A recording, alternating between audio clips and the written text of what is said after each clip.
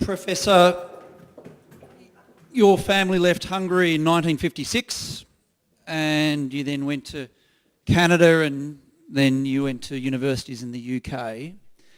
From your experience, are there any parallels from what we're seeing in the West now to what we saw before the fall of the Berlin Wall in Eastern Europe and the spirit of censorship that prevailed in Eastern Europe for such a long period of time? Well, as funny as it would sound, the censorship in the old Stalinist world was much easier to deal with than the censorship we're faced with today. And the reason for that is because everybody knew what the score was. I remember growing up as an 8-year-old, my dad telling me,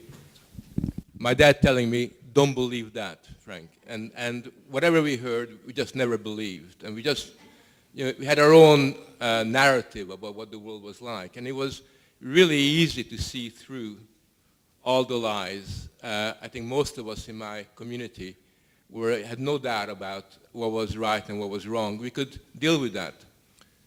The problem that we have today is that our censorship is driven in the first instance by very powerful cultural forces, which basically mean that a lot of the censorship, the most insidious form of censorship is first of all self-censorship.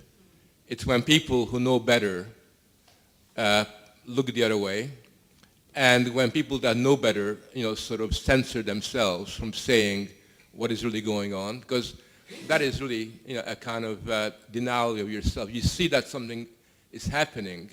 For example, in England, everybody could see that all these children were being misused in Rotherham. I mean, that was an open secret. Everybody knew what was going on.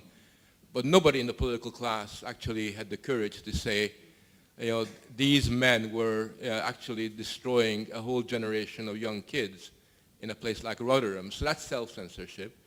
And that's very difficult to fight because it's you, an important parcel of you.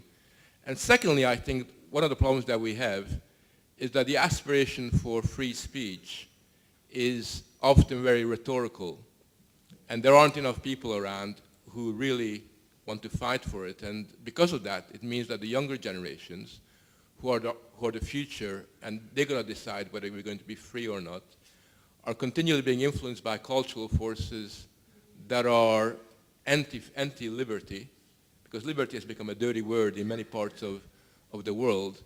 And then they're continually influenced by academics, teachers, politicians, so-called role models, who are continually in the business of censoring themselves. So I think that kind of censorship means that the politics is much more difficult to actually confront, because it's underpinned by these forces, which we have to tackle.